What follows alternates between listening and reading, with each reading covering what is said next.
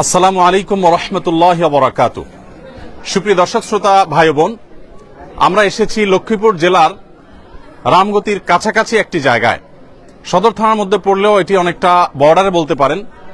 বাংলাদেশের ঐতিহ্যবাহী দ্বীনী শিক্ষা প্রতিষ্ঠান টুমচর আলিয়া মাদ্রাসার ছায়াধন্য একটি এলাকা। এই ইউনিয়নের নাম হলো তেয়ারিগঞ্জ এবং এই জায়গাটি যেখানে দাঁড়িয়ে আছে এটার নাম হলো শহর কসবা। শহর কসবা প্রাথমিক বিদ্যালয় এখানে আমরা দেখতে পাচ্ছি। এই প্রাথমিক বিদ্যালয়ে ৯৫টি পরিবার আশ্রয় নিয়েছেন। তারা সবাই নিঃস্ব, তাদের ঘরবাড়ি পানির নিচে নিমজ্জিত। আমরা যেখানে দাঁড়িয়ে আছি একটা স্কুল আছে, আপনারা দেখতে পাচ্ছেন। কলার ভেলায় করে আমি এসেছি এবং এখানে চতুর্পাশে অথই পানি ছাড়া আর কিছু নেই। চতুর্পাশে শুধু পানি আর পানি, গাছপালা, ঘরবাড়ি সব পানির নিচে এবং অনেকখানি পানি নেমে গেছে। আমরা দেখতে পাচ্ছি এই যে গাছের যে পানির দাগটা, সুতা বাঁধা যে গাছটা আমরা দেখতে পাচ্ছি, এটার উপরে পানি ছিল। তাহলে এর মানে হলো যে এই হাততলা পর্যন্ত পানি নিচে ছিল। যেহেতু এখানে নদী কাছাকাছি আছে, আলহামদুলিল্লাহ পানি নামতে শুরু করেছে, অনেকখানি নেমেছে। কিন্তু ফেনীর পর পুরো নোয়াখালী এবং লক্ষ্মীপুর এলাকা জুড়ে এরকম ভয়াবহ প্লাবন। একজন ষাটোর্ধ্ব বৃদ্ধ মানুষকে আমি জিজ্ঞেস করেছিলাম আজকে সকালে বেগমগঞ্জের দুর্গাপুর গ্রামে। বলেছিলাম, চাচা এরকম ভয়াবহ প্লাবন আপনি ঠিক শেষ কখন দেখেছেন? তিনি বলেছেন, বাবা আমার এই জীবনে বহু প্লাবন দেখেছি, কিন্তু এরকম ভয়াবহ প্লাবনের দৃশ্য বা চিত্র আমি ইতিপূর্বে কখনো দেখিনি। প্রিয় দর্শক, আমরা যেই রাস্তা পাড়ি দিয়ে এসেছি, চৌমুহানি থেকে লক্ষ্মীপুর সদর পর্যন্ত আসতে যে দুর্গম পথ আমরা পাড়ি দিয়েছি, মনে হয়েছে যে আমরা হয় অ্যামাজনের জঙ্গল অথবা আটলান্টিক মহাসাগর পাড়ি দিয়েছি। অর্থাৎ কোথাও অথই পানি, কোথাও এত বড় বড় গর্ত, যেই গর্তে কোনো বড় ট্রাক পড়েছে, ছোট গাড়ি পড়েছে, সেটা সেখানে আটকে গেছে। আমরা কিভাবে এসেছি, আমাদের বহনকারী ছোট একটি ট্রাকের মতো মিনি ট্রাক, সেটা কিভাবে আমাদেরকে নিয়ে এসেছে একমাত্র আল্লাহ তাআলা ভালো জানেন। আমরা ধরেই নিয়েছি যে আজকে এখানে আমরা আসতে পারবো না। তো এই ভয়াবহতা পুরো লক্ষ্মীপুর এবং পুরো নোয়াখালী জুড়ে, পুরো অঞ্চলটা যে পরিমাণ প্লাবিত হয়েছে, কবে ঠিক মানুষ স্বাভাবিক জীবনযাত্রায় ফিরে আসতে পারবে আমরা জানি না। ফেনী এবং লক্ষ্মীপুর নোয়াখালী পুরো এলাকাটা বলতে পারি আমরা পানির নিচে ডুবন্ত। এবং শুধু এই এলাকাগুলোই নয়, আমরা জানি যে চট্টগ্রামের কিছু এলাকা, খাগড়াছড়ি, ব্রাহ্মণবাড়িয়ার কিছু এলাকা, কুমিল্লা তো আছেই, তারপর সিলেট এবং সুনামগঞ্জের দিককার কিছু এলাকা সহ দেশের প্রত্যন্ত অঞ্চল প্লাবিত হয়েছে। এমনকি খুলনার কিছু জায়গা, পাইকগাছা সহ কিছু জায়গা বন্যার কবলে পড়েছে এবং মুন্সিগঞ্জ ইত্যাদি পড়েছে। যাই হোক, তো এইরকম ভয়াবহ পরিস্থিতিতে জাতীয়ভাবে প্রত্যেকটা মানুষ যদি হাতে হাত না মেলান, সবাই যদি ঐক্যবদ্ধ না হন, সবাই যদি সচেতন এবং সচেষ্ট না হন, তাহলে এই দুরবস্থা আসলে দূর করা মোটেও সম্ভবপর নয়। এজন্য আমাদের দাবি হলো, আমাদের আবদার হলো যে প্রত্যেকে যার যার জায়গা থেকে বন্যার্ত মানুষের পাশে দাঁড়াবার চেষ্টা করি। ত্রাণ নিয়ে সবাই আমরা ছুটে আসছি, কিন্তু সেটা অনেকটাই অপরিকল্পিত। রাস্তার ধারে প্রচুর মানুষকে আমরা ত্রাণ দিচ্ছি, আর ভেতরে দুর্গম এলাকাতে অনেকে ত্রাণ পাচ্ছে না। আমি এই জায়গাটা এসেছি, এই জায়গাটাতে আসতে আমাকে যতটা কষ্ট করতে হয়েছে, আমি চাইলে এই ত্রাণগুলো পথে ঘাটে বিতরণ করতে পারতাম। আমাদের একটা টিম গতকালকে শরীফপুর, বেগমগঞ্জের শরীফপুরে একটা ইউনিয়নে সন্ধ্যা থেকে নিয়ে রাত 12:30 পর্যন্ত টানা তারা বোটে অর্থাৎ নৌকাতে তারা গিয়েছেন এবং সেখান থেকে তারা রাত 3:30টায় ত্রাণ বিতরণ শেষ করে রাত 3:30টায় তারা ফিরেছেন। এরকম দুর্গম এলাকা শুধু শরীফপুর নয়, গোটা নোয়াখালী, লক্ষ্মীপুরের প্রত্যন্ত অঞ্চলে এভাবে আমরা ত্রাণ পৌঁছে দেওয়ার চেষ্টা করছি। আজকে আমি যেখানে গিয়েছি দুর্গাপুর, সেখানে আমাদের প্রায় 1 ঘন্টা থেকে 1.5 ঘন্টা আমরা নৌকায় করে চলেছি এবং সেখানে ত্রাণ বিতরণ কার্যক্রম আমরা করেছি। যাই হোক, এই যে ভয়াবহতা, এই ভয়াবহতা দূরের জন্য আমাদের প্রত্যেকের গণ ইস্তেগফার করা দরকার, আমাদের তওবা করা দরকার, আল্লাহ তাআলার কাছে ক্ষমা প্রার্থনা করা দরকার। আল্লাহ তাআলা যেন আমাদেরকে ক্ষমা করেন, আমাদের দেশের মানুষের প্রতি রহম করেন এবং নূহ আলাইহিস সালামের সময় যেরকম প্লাবন হয়েছিল, আল্লাহ রাব্বুল আলামিন তাদেরকে ইস্তেগফারের নির্দেশনা দিয়েছেন, তাদেরকে আল্লাহর দিকে ধাবিত হওয়ার নির্দেশনা দিয়েছেন। আমাদের উচিত হলো সেরকম ইস্তেগফার করা, সেরকম ধাবিত হওয়া। আমরা ইনশাআল্লাহ সেই কাজটি করব সবাই। আল্লাহ তাআলা আমাদের সবাইকে সেই তৌফিক দান করুন। আসুন্নাহ ফাউন্ডেশন থেকে আপনারা জানেন, ইতিমধ্যে আমরা জানিয়েছি আপনাদেরকে যে আমরা 100 কোটি টাকার ত্রাণ বিতরণ প্রকল্প আমরা হাতে নিয়েছি। আমরা আশাবাদী আল্লাহ রাব্বুল আলামিন আমাদেরকে সেই তৌফিক দান করবেন। এর মধ্যে আমরা 2000 থেকে 2500 মেট্রিক টন শুধু খাদ্য সামগ্রী এবং ত্রাণ সংশ্লিষ্ট অন্যান্য সামগ্রী বিতরণ করার পরিকল্পনা আমরা হাতে নিয়েছি। আপনারা দেখতে পাচ্ছেন এখানে এক একটা ফ্যামিলিকে যে প্যাকেজ দেওয়া হচ্ছে, এটা 17 কেজির প্যাকেট। এর মধ্যে খেজুর শুকনা খাবার যেমন আছে, আবার রান্না করে খাবার মতো উপযোগী খাবার আছে, মোমবাতি আছে, গ্যাস লাইট আছে, এবং এর পাশাপাশি আপনারা দেখতে পাচ্ছেন আমরা বেশ কিছু শাড়ি এনেছি, 3 পিস মেয়েদের কাপড় এনেছি, এবং বেশ কিছু লুঙ্গি এনেছি। এই কাপড়গুলো আনার উদ্দেশ্য হলো, আপনারা জানেন অনেকে একটা কাপড়ে তার বাসা থেকে বেরিয়ে এসছেন, তিনি আসার পর এখানে আর অন্য আরেকটা কাপড় তার আসলে জোগাড় করার মতো সুযোগ তার হয়নি। তো এই মুহূর্তে তাদের ভিজা কাপড়ে থাকতে হয়, আমরা সেজন্য তাদের জন্য কাপড়ের ব্যবস্থা করেছি, মেয়েদের জন্য ন্যাপকিন সহ, বাচ্চাদের জন্য খাবার এবং গরুর জন্য ভুসি সহ আমাদের সাধ্যে যতটুকু আছে আমরা সেটা করেছি। আপনারা অনেকে দেখেছেন ইতিমধ্যে যে আমরা কোনো কোনো জায়গায় জেনারেটর স্থাপন করেছি, সেখানে ফুয়েল ঢাকা থেকে আমরা ভরে ভরে ড্রামে করে ফুয়েল এর ব্যবস্থা করেছি, এবং বিভিন্ন আশ্রয় কেন্দ্রে এই সমস্ত জেনারেটর স্থাপন করে সেখানে মোবাইল চার্জের ব্যবস্থা করা হয়েছে, কারণ অনেকে পরিবারের সাথে যোগাযোগ করতে পারছেন না, প্রবাসীরা নিজের পরিবারের সাথে যোগাযোগ করতে পারছেন না, সেটা আমরা করেছি আলহামদুলিল্লাহ। তো যাই হোক, আমাদের 20,000 শুকনা খাবারের যে লক্ষ্যমাত্রা ছিল সেটা আলহামদুলিল্লাহ ইতিমধ্যে শেষ। সেই সাথে 70,000, 50,000 ছিল প্রথম, এরপর 70,000 ভারী খাবার, চাল ডাল ইত্যাদি দেওয়ার কথা ছিল, সেটাকে আমরা 1 লক্ষে উন্নীত করেছি, অর্থাৎ 1 লক্ষ পরিবারকে আমরা ভারী খাবার দিচ্ছি। এবং সেই সাথে পানি শুকিয়ে যাওয়ার পর 1 লক্ষ পরিবারকে আমরা ইনশাআল্লাহ, আল্লাহ চাহেন তো 25 কেজি করে চাল দেব, এটা আমাদের আরেকটি পরিকল্পনা। এবং সবশেষে ইনশাআল্লাহ পুনর্বাসন কার্যক্রমে 5,000 পরিবারকে, যারা গৃহহীন হয়েছে তাদেরকে ঘর করে দেওয়া, এবং সেই সাথে যারা কৃষক এবং ক্ষুদ্র ব্যবসায়ী তারা যে ক্ষতিগ্রস্ত হয়েছেন তাদেরকে আর্থিক সহায়তা দেওয়া, দাঁড়াবার জন্য পুঁজি দেওয়া, এবং সেই সাথে যারা মৃত্যুবরণ করেছেন বন্যায়, উপার্জনক্ষম ব্যক্তি হয়ে থাকলে, দুস্থ হয়ে থাকলে তাদের পরিবারকে স্বাবলম্বী করার উদ্যোগ আমরা নিচ্ছি। আলহামদুলিল্লাহ এখানে আমরা দেখতে পাচ্ছি যে সবাইকে তাদের মালগুলো হস্তান্তর করা হচ্ছে। আসসালামু আলাইকুম, আপনারা সবাই ভালো আছেন? আমাদের প্রিন্সিপাল মহোদয় কোথায়? প্রিন্সিপাল সাহেবকে আমি একটু অনুরোধ করবো একটু আসার জন্য। আপনারা সবাই ভালো আছেন তো? আপনাদের মধ্যে সবাই কি মুসলমান, না অন্য ধর্মের কেউ আছেন? অন্য ধর্মের কেউ নাই? অন্য ধর্মের মানুষ আমাদের সাথে থাকলে কি কোনো সমস্যা আছে? আমাদের অনেক মুসলমান মনে করে যে যারা হিন্দু, যারা বৌদ্ধ, যারা খ্রিস্টান, তাদের সাথে বোধহয় আমরা গায়ে গায়ে লাগতে পারবে না, এক জায়গায় থাকলে বোধহয় গুনাহ হবে। এগুলো আমাদের ভুল ধারণা, কুসংস্কার। অন্য ধর্মের যে সমস্ত মানুষগুলো আছে তাদের সাথে আমাদের একসাথে বিপদে তারাও পড়েছে, আমরাও পড়েছি, তাদেরকে আমরা হাতে হাত ধরে টেনে যদি তুলি তাতে কোনো অসুবিধা আছে? কোনো অসুবিধা নেই। যাই হোক, আমরা আপনাদের জন্য একটা ত্রাণের পাশাপাশি একটা কাগজ প্রস্তুত করেছি, এটা আপনারা সবাই পড়বেন, যারা পড়তে পারেন না তারা কাউকে দিয়ে পড়ায়া শুনবেন, ঠিক আছে তো ইনশাআল্লাহ? এখানে 1 পৃষ্ঠা লেখা আছে, একজন ভালো মুসলমান হতে করণীয়। আমরা কি ভালো মুসলমান হতে চাই না? চাই না? আপনারা চান ভালো মুসলমান হতে? ভালো মুসলমান হতে চান? তো ভালো মুসলমান হতে হলে কি করবেন এখানে সেটা বলা আছে। অবিচল ঈমান লাগবে, ফরজ ইবাদত পালন করতে হবে, হালাল উপার্জন থাকতে হবে, বান্দার হক, মানুষের অধিকার ঠিকমতো আদায় করতে হবে, এবং আল্লাহর হক আদায় করতে হবে, মাকরুহ বর্জন করতে হবে, সুন্নাহ পালন করতে হবে, সৃষ্টির সেবা এবং জনকল্যাণমূলক কাজ করতে হবে, নফল ইবাদত করতে হবে। আর অপর পৃষ্ঠে আছে হলো বিপদে মুমিনের করণীয়, অর্থাৎ একজন ইমানদার বিপদে পড়লে তিনি কি করবেন এই কথা এই লিফলেটে লেখা আছে। তো এই লিফলেটটা আপনাদের সবাইকে একটা করে আমরা দিচ্ছি ইনশাআল্লাহ। আমাদের ভলান্টিয়ারদেরকে আমরা বলবো একটা করে লিফলেট দেওয়ার জন্য। একজন ভলান্টিয়ার এদিকে আসো, একটা করে লিফলেট সবাইকে দিয়ে দাও। বাকি লিফলেট গুলা কই? হ্যাঁ, তুমি যাও ভাইয়ের সাথে। আচ্ছা, ও দিয়ে দেখ, তুমি অন্য কাজ করো, তুমি দিতে থাকো। প্রিয় দর্শক, আমরা এখানে দেখতে পাচ্ছি যে আমার পাশে আমার শ্রদ্ধাভাজন ব্যক্তিত্ব, উস্তাদতুল্য ব্যক্তিত্ব, লক্ষ্মীপুরের কৃতি সন্তান, লক্ষ্মীপুরের শুধু নয় গোটা বাংলাদেশের সবচেয়ে প্রাচীনতম দ্বীনী শিক্ষা প্রতিষ্ঠান আলেমগড়ার মাদ্রাসা, টুমচর মাদ্রাসার পার্শ্ববর্তী, আমি জানি এটা চরমটুয়া, আমি বলছি যে টুমচর মাদ্রাসা যে আছে সেই টুমচর মাদ্রাসার পাশে আমরা আছি, চরমটুয়া মাদ্রাসা। তো প্রিন্সিপাল সাহেব মহোদয় আসছেন, আমরা ওনার দোয়া নিব ইনশাআল্লাহ, এবং ওনার কাছ থেকে আমরা একটু কথা শুনবো। আপনি একটু আমাদের ভাইদের উদ্দেশ্যে যদি 1-2 লাইনে অন্তত কিছু বলেন, যে তারা বিপদগ্রস্ত হয়েছেন, এখন তাদের এই মুহূর্তে কি নসিহতটা করা দরকার? আসলে 1-2 মিনিটে কথা বলতে গেলে এতটুকু বলতে হয় যে আমরা সবাই আল্লাহর দিকে মোতাবাজ্জি হতে হবে। রব্বুল আলামিন একটু আযাব দেয়, ইবতিলা হয়, পরীক্ষা নেয়, এটার দ্বারা উদ্দেশ্য হলো লাআল্লাহুম ইয়ারজিউন, যাতে মানুষ আল্লাহর দিকে ফিরে যায়। আমরা কোনো বন্দার দিকে যাব না, আল্লাহর দিকে যাব।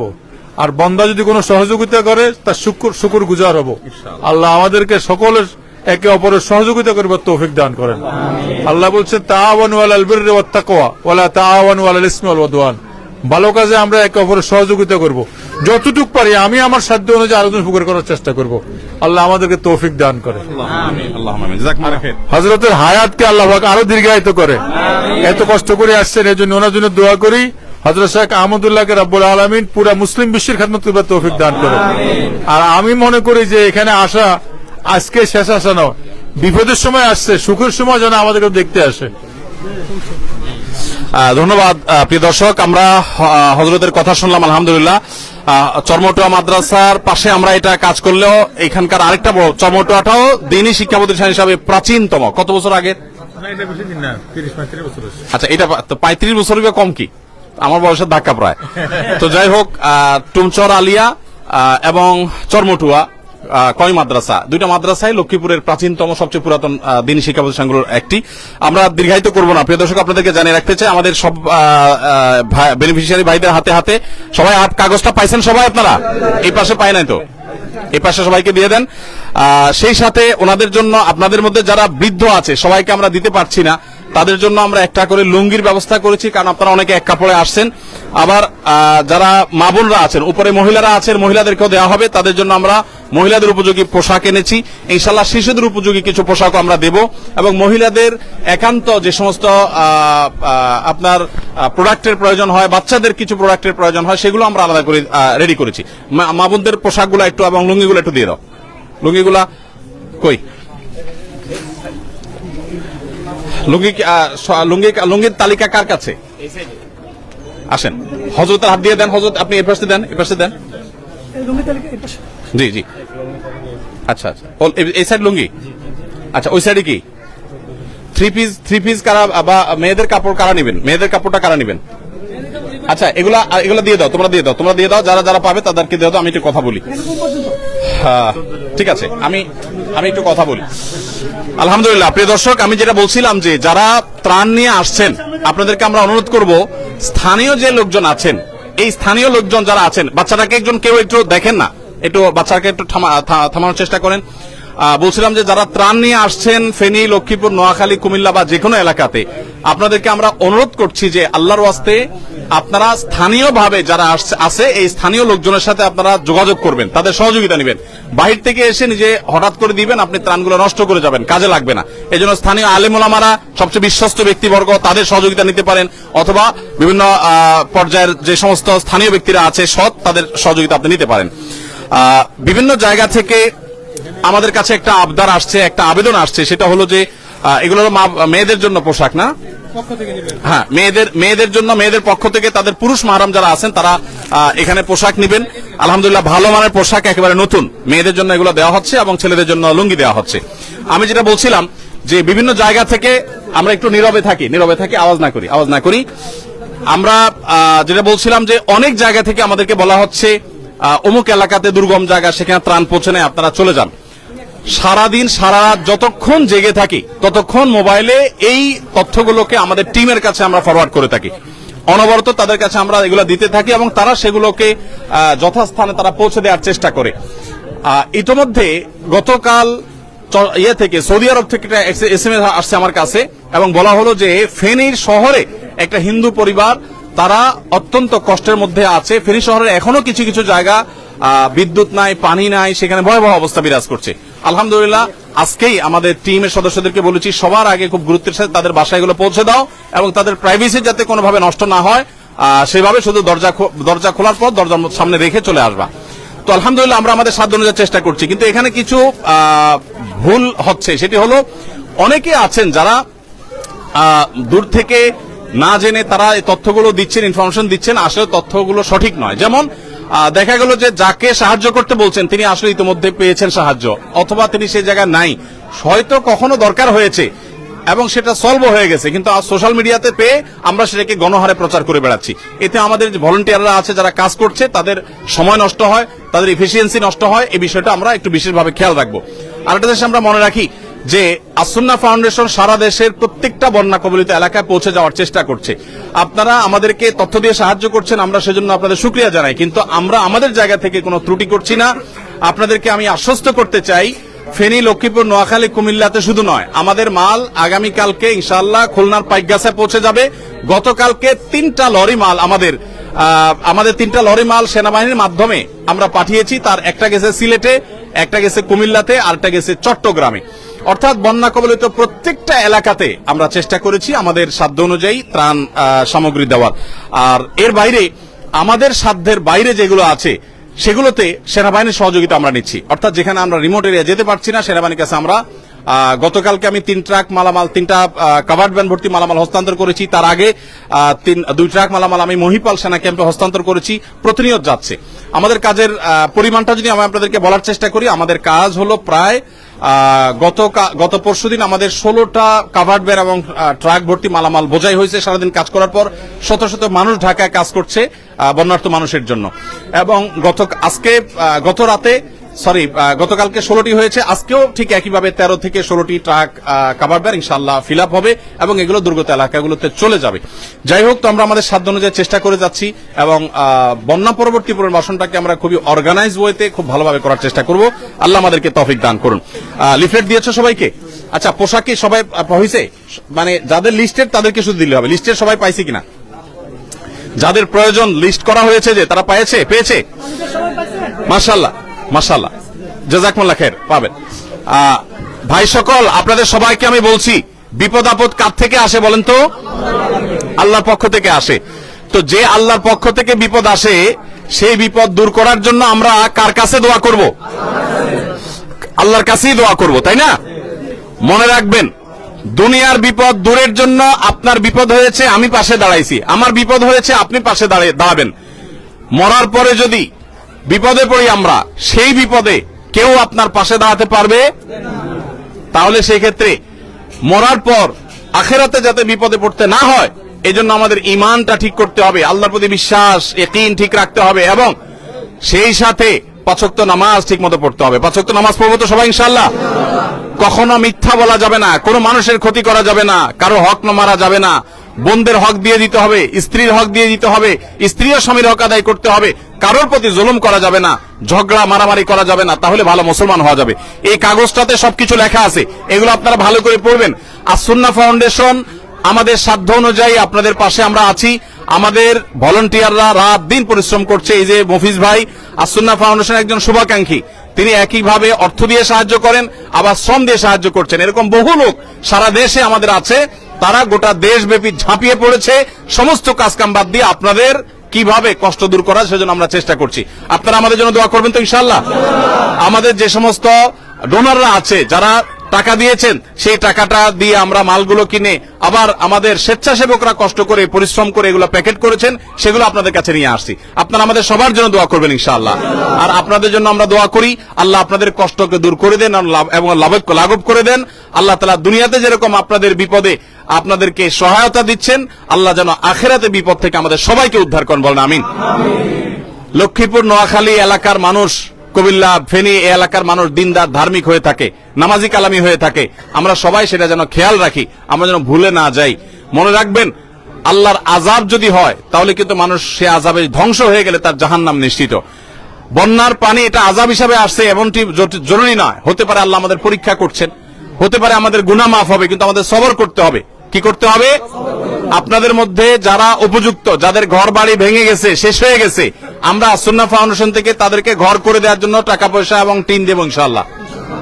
এবং যাদের কৃষক, কারো গরু মারা গেছে, ছাগল মারা গেছে, কারো ক্ষেত খামার নষ্ট হয়েছে, আমরা তাদের জন্য চেষ্টা করব, তথ্য উপাত্ত করে যাচাই বাছাই করব। শুধু আবেদন করলেই হবে না, যদি সত্য কেউ তথ্য দিয়ে থাকে, মিললে আমরা ইনশাআল্লাহ তাদেরকেও নগদ অর্থ সহায়তা করব। ততএব আপনাদেরকে শুধুমাত্র আমরা এই যে কিছু চাল দিলাম এটাই শেষ না, এরপরে আবার 25 কেজি করে চাল আমরা দেব যারা গরিব, অভাবী, দুস্থ তাদেরকে। পানিটা শুকালে আমরা সবার ঘরে ঘরে এটা পৌঁছায় দেব। কিন্তু শর্ত হলো সত্য তথ্য দিতে হবে। যে মিথ্যা কথা বলে তার সাথে আমরা নাই, সত্যবাদীর সাথে আল্লাহও আছে, আমরাও আছি। আর মিথ্যাবাদীর সাথে আল্লাহও নাই, আমরাও নাই। মিথ্যা মানুষকে ধ্বংসের দিকে নিয়ে যায়। আমরা কখনো মিথ্যা বলবো না। ত্রাণ কেন, গোটা পৃথিবীর বিনিময়ে মুসলমান মিথ্যা বলতে পারে? অতএব আমরা শক্ত থাকবো তো ইনশাআল্লাহ। এবং আমাদের মা বোনরা যারা আছে তাদেরকেও আপনারা নসিহত করবেন। আপনাদের স্ত্রী, আপনাদের বোন হয়তো আছেন, দেখেন ঘর বাড়ি ছেড়ে আপনারা এখানে চলে আসেন, কারণ এই আশ্রয় কেন্দ্রে থাকতে ইচ্ছা করে না। কিন্তু মনে রাখবেন, আল্লাহ রাব্বুল আলামিন যে আমাদেরকে ভালো রেখেছেন, আশ্রয় কেন্দ্রে আমরা যে থাকতে পেরেছি। বহু মানুষ আছে আশ্রয় কেন্দ্রে নাই। ফেনীর পরশুরাম, ছাগলনাইয়া এলাকা, এই সমস্ত এলাকাগুলোতে এমন ভয়াবহ অবস্থা বিরাজ করছে যে সেখানে দোতলার ছাদে, তিনতলার ছাদে মানুষ আজকে 4-5 দিন ধরে আছে, বৃষ্টির মধ্যে ভিজতেছে, খানা নাই, কিছু নাই, 4 দিন 5 দিন, এবং তাদেরকে কেউ যায় উদ্ধার করতে পারে। সেনাবাহিনী অনেকে উদ্ধার করতেছে, কিন্তু অনেককে এখন উদ্ধার করা সম্ভব হয় নাই, ওখানে আছে। আমি যে গাড়িতে এসেছি সেই ট্রাকের ড্রাইভার সাহেব বলেছেন আমি দেখেছি লাশ ভেসে গেছে আমার চোখের সামনে দিয়ে। তো তার তুলনায় আল্লাহ আমাদেরকে ভালো রাখছেন না? আমরা সর্বাবস্থা আল্লাহর কাছে শুকরিয়া আদায় করবো, আলহামদুলিল্লাহ। আল্লাহ আমাদের সবাইকে ভালো রাখুন। প্রিয় দর্শক, আমরা শেষ করব। ওনারা আলহামদুলিল্লাহ, আমরা আশা করছি যে তারা এমনিতে এলাকা মানুষের ভিতরে ধার্মিকতা আছে, তারা আল্লাহকে স্মরণ করবেন। আমরা ইনশাআল্লাহ তাদেরকে দিনদারিতার জন্য তাদেরকে সহযোগিতা করব। আমরা শুধু ত্রাণই দিচ্ছি না, সাথে দাওয়াতি কাজের জন্য এই লিফলেট দিয়ে দিয়েছি। এই লিফলেটটা তারা পড়বেন, মোটিভেশন নেবেন, এবং এখানে দ্বীনি কার্যক্রম ইনশাআল্লাহ চলতে থাকবে। এভাবে আমাদের শত শত পয়েন্টে কাজ চলছে, শত শত জায়গায় কাজ চলছে। আল্লাহ রাব্বুল আলামিন তাদের কষ্ট দূর করে দিন। আপনারা যারা ত্রাণ নিয়ে আসছেন তাদেরকে বলবো স্থানীয় লোকদের সাথে যোগাযোগ করে আসবেন, রাস্তাঘাট ভালো আছে কিনা দেখে আসবেন। ফেনী থেকে চৌমুহানী থেকে লক্ষ্মীপুর আসতে এই রাস্তার অবস্থা খুবই ভয়াবহ। বিকল্প রাস্তা কি হতে পারে সেটা আপনারা দেখবেন এবং জেনে শুনে আসবেন। আল্লাহ তাআলা আমাদের সবাইকে কাঁধে কাঁধ মিলিয়ে এই বিপদগ্রস্ত মানুষের পাশে দাঁড়াবার তৌফিক দান করুন। আমরা আমাদের সাধ্য অনুযায়ী চেষ্টা করছি, সবাই সবার সাধ্য অনুযায়ী চেষ্টা করলে ইনশাআল্লাহ, আমি আবারও বলি, 18 কোটি মানুষ দাঁড়িয়ে গেলে 50-60 লক্ষ মানুষের কষ্ট কখনোই কষ্ট থাকবে না, ইনশাআল্লাহ লাঘব হয়ে যাবে। আল্লাহ তাআলা আমাদের সবার সেই কষ্ট দূর করে দিন। এই প্লাবন সহ সকল প্রাকৃতিক দুর্যোগ থেকে আল্লাহ তাআলা আমাদেরকে হেফাজত করুন, এবং বাহিরের যে শত্রুতা যারা করছে আমাদের সাথে, আল্লাহ তাআলা তাদের মোকাবেলা করার মতো শক্তি সামর্থ্য আমাদের সবাইকে দান করুন। জাযাকুমুল্লাহ খাইর। আসসালামু আলাইকুম ওয়া রাহমাতুল্লাহ।